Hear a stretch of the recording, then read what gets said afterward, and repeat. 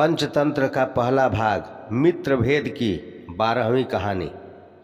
किसी जंगल के एक घने वृक्ष की शाखाओं पर एक चिड़ा चिड़ी का जोड़ा रहता था। अपने घोंसले में दोनों बड़े सुख से रहते थे। सर्दियों का मौसम था। एक दिन हेमंत की ठंडी हवा चलने लगी और साथ में बूंदाबांदी भी शुरू हो गई। उस समय एक बंदर बर्फीली हवा और बरसात से ठिठुरता हुआ उस वृक्ष की शाखा पर आ बैठा। जाड़े के मारे उसके दांत किटकिटा रहे थे। उसे देखकर चिड़िया ने कहा, अरे तुम कौन हो? देखने में तो तुम्हारा चेहरा आदमियों सा है, हाथ पैर भी है, फिर भी तुम यहाँ बैठे हो। घर बनाकर क्यों नहीं रहते?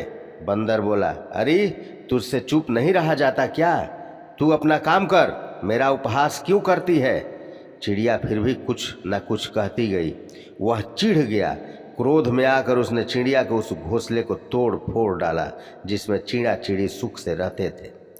करटक ने कहा, इसीलिए मैं कहता था कि जिस तिस को उपदेश नहीं देना चाहिए, किंतु तुझ पर इसका बार उल्टा निकल आया है। जिस तरह पाप बुद्धि नाम का कुछ प्रभाव नहीं, तुझे शिक्षा देना भी व्यर्थ है। बुद्धिमान को दी हुई शिक्षा का ही फल होता है। मूर्ख को दी हुई शिक्षा का फल के कारण मूर्ख पुत्र ने विद्वता के जोश में पिता की हत्या कर दी थी। दमनक ने पूछा, कैसे? कर्टक ने तब धर्म बुद्धि पाप बुद्धि नाम के दो मित्रों की यह कथा सुनाई। मित्र द्रोह का फल। किसी स्थान पर धर्म बुद्धि और पाप बुद्धि नाम के दो मित्र रहते थे। एक दिन पाप बुद्धि ने सोचा कि धर्म बुद्धि की सहायता से विदेश में जाकर धन पैदा किया जाए। दोनों ने देश देशांतरों में घूमकर प्रचुर धन पैदा किया। जब वे वापस आ रहे थे तो गांव के पास आकर पाप बुद्धि ने सलाह दी कि इतने धन को बंधु बांधवों के बीच नहीं ले जाना चाहिए। इसे देखकर उन्हें ईर्ष्या होगी, लोभ होगा, किसी न किसी बहाने वे बांट कर खाने का यत्न करेंगे। इसलिए इस धन का बड़ा भाग जमीन में गाड़ देते हैं। जब जरूरत होगी तो लेते रहेंगे। धर्म बुद्धि यह बात मान गया। जमीन में गड्ढा खोदकर दोनों ने अपना संचित धन वहीं रख दिया और गांव में चले आए। कुछ दिन बाद पाप बुद्धि आधी रात को उसी स्थान पर जाकर सारा धन खोद लाया और ऊपर से मिट्टी डालकर गड्ढा भरकर घर चला आया।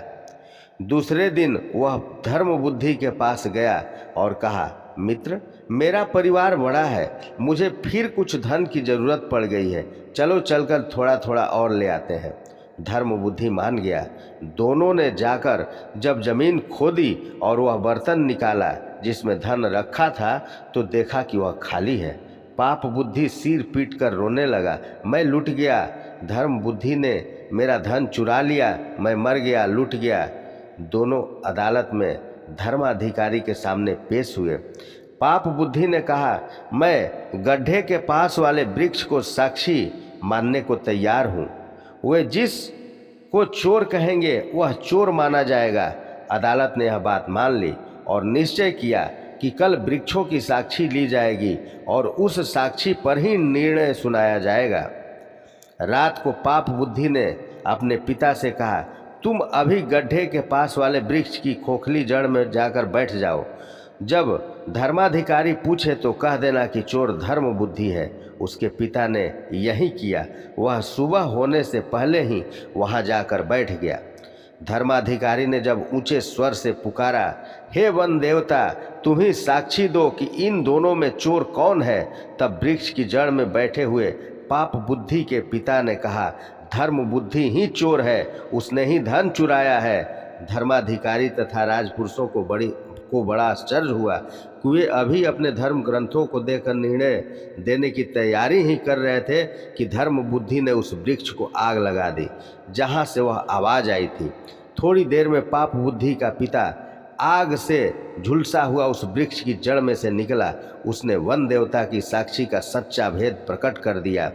तब राजपुरुषों ने पाप बुद्धि को उसी वृक्ष की शाखाओं पर लटकाते हुए कहा कि मनुष्य का यह धर्म है कि वह उपाय की चिंता के साथ साथ उपाय की भी चिंता करे, अन्यथा उसकी वही दशा होती है जो उन बगुलों की हुई थी जिन्हें नेवले ने मार दिया था। धर्म बुद्धि ने पूछा, कैसे? राजपुरुषों ने कहा, सुनो, जंगल के एक बड़े वट वृक्ष की खोल में बहुत से बगुले रहते थे। उसी वृक्ष की जड़ में एक सांप भी रहता था। वह बगुलों के छोटे छोटे बच्चों को खा जाता था। एक बगुला सांप द्वारा बार बार बच्चों के खाए जाने पर बहुत दुखी और विरक्त सा होकर नदी के किनारे आ बैठा। उसकी आंखों में आंसू भरे हुए थे। उसे इस प्रकार दुख मग्न देखकर एक केकड़े ने पानी से निकलकर उससे कहा, मामा क्या बात है, आज रो क्यों रहे हो? बगुले ने कहा, भैया बात यह है कि मेरे बच्चों को सांप बार बार खा जाता है, कुछ उपाय नहीं सूझता, किस प्रकार सांप का नाश किया जाए, तुम ही कोई उपाय बताओ। केकड़े ने मन में सोचा, यह बगुला मेरा जन्म बैरी है, इसे ऐसा उपाय बताऊंगा जिससे सांप के नाश के साथ साथ इसका भी नाश हो जाए। यह सोचकर वह बोला, मामा एक काम करो, मांस के कुछ टुकड़े लेकर नेवले के बिल के सामने डाल दो। इसके बाद बहुत से टुकड़े उस बिल से शुरू करके सांप के बिल तक बिखेर दो। नेवला उन टुकड़ों को खाता खाता सांप के बिल तक आ जाएगा और वहां सांप को भी देकर उसे मार डालेगा। बगुले ने ऐसा ही किया। नेवले ने सांप को तो खा लिया, किंतु सांप के बाद उस वृक्ष पर रहने वाले बगुलों को भी खा डाला। बगुले ने उपाय तो सोचा, किंतु उसके अन्य दुष्परिणाम नहीं सोचे। अपनी मूर्खता का फल उसे मिल गया। पाप बुद्धि ने भी उपाय तो सोचा, किंतु अपाय नहीं सोचा। करटक ने कहा, इसी तरह दमनक, तूने भी उपाय तो किया, किंतु अपाय की चिंता नहीं की। तू भी पाप बुद्धि के समान ही मूर्ख है। तेरे जैसे पाप बुद्धि के साथ रहना भी दोषपूर्ण है। आज से तू मेरे पास मत आना। जिस स्थान पर ऐसे अनर्थ हों वहाँ से दूर ही रहना चाहिए। जहाँ चूहे मन भर की तराजू को खा जाए, वहाँ यह भी संभव है कि चील बच्चे को उठाकर ले जाए। दमनक ने पूछा, यह कैसे? करटक ने तब लोहे की तराजू की यह कहानी सुनाई। एक स्थान पर जीर्णधन नाम का बनिया का लड़का रहता था। धन की खोज में उसने परदेश जाने का विचार किया। उसके घर में विशेष संपत्ति तो थी नहीं, केवल एक मन भर भारी लोहे की तराजू थी। उसे एक महाजन के पास धरोहर रखकर वह विदेश चला गया। विदेश से वापस आने के बाद उसने महाजन से अपनी धरोहर वापस मांगी। महाजन ने कहा, वह लोहे की तराजू तो चूहे ने खा ली। बनिए का लड़का समझ गया कि वह उस तराजू को देना नहीं चाहता, किंतु अब उपाय कोई नहीं था। कुछ देर सोचकर उसने कहा, कोई चिंता नहीं, चूहों ने खा डाली तो चूहों का दोष है, तुम्हारा नहीं, तुम इसकी चिंता ना करो। थोड़ी देर बाद उसने महाजन से कहा, मित्र, मैं नदी पर स्नान के लिए जा रहा हूँ, तुम अपने पुत्र धनदेव को मेरे साथ भेज दो, वह भी स्नान कर आएगा। महाजन बनिए की सज्जनता से बहुत प्रभावित था, इसलिए उसने तत्काल अपने पुत्र को उसके साथ नदी स्नान के लिए भेज दिया। बनिए ने महाजन के पुत्र को वहां से कुछ दूर ले जाकर एक गुफा में बंद कर दिया। गुफा के द्वार पर बड़ी सी शिला रख दी, जिससे वह बचकर भाग न पाए। उसे वहां बंद करके जब वह महाजन के घर आया तो महाजन ने पूछा, मेरा लड़का भी तो तेरे साथ स्नान के लिए गया था, वह कहाँ है? बनिए ने कहा, उसे तो चील उठा कर ले गई है। महाजन, यह कैसे हो सकता है? कभी चील भी इतने बड़े बच्चे को उठाकर ले जा सकती है? बनिया, भले आदमी, यदि चील बच्चे को उठाकर नहीं ले जा सकती तो चूहे भी मन भर भारी तराजू को नहीं खा सकते। तुझे बच्चा चाहिए तो तराजू निकाल कर दे दे। इसी तरह विवाद करते हुए दोनों राजमहल में पहुँचे। वहाँ न्यायाधिकारी के सामने महाजन ने अपनी दुख कथा सुनाते हुए कहा कि इस बनिए ने मेरा लड़का चुरा लिया है। धर्माधिकारी ने बनिए से कहा, इसका लड़का इसे वापस दे दे। बनिया बोला, महाराज, उसे तो चील उठाकर ले गई है। धर्माधिकारी, क्या कभी चील भी बच्चे को उठाकर ले जा सकती है? बनिया, प्रभु, यदि मन भर भारी तराजू को चूहे खा सकते हैं तो चील भी बच्चे को उठाकर ले जा सकती है। धर्माधिकारी के प्रश्न पर बनिए ने अपनी तराजू का सब वृतांत कह सुनाया। कहानी कहने के बाद दमनक को करटक ने फिर कहा, तूने भी असंभव को संभव बनाने का यत्न किया है। तूने स्वामी का हित चिंतक होते अहित कर दिया है। ऐसे हित चिंतक मूर्ख मित्रों की अपेक्षा अहित चिंतक बैरी अच्छे होते हैं। हित चिंतक मूर्ख बंदर ने हित संपादन करते करते राजा का खून ही कर दिया था। दमनक ने पूछा, यह कैसे? करटक ने तब बंदर और राजा की यह कहानी सुनाई। किसी राजा के राजमहल में एक बंदर सेवक के रूप में रहता था। वह राजा के बहुत विश्वास पात्र और भक्त था। अंतःपुर में भी वह बेरोक टोक जा सकता था।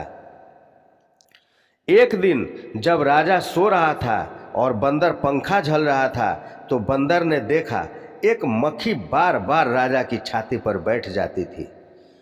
पंखे से बार बार हटाने पर भी वह मानती नहीं थी, उड़कर फिर वहीं बैठ जाती थी। बंदर को क्रोध आ गया।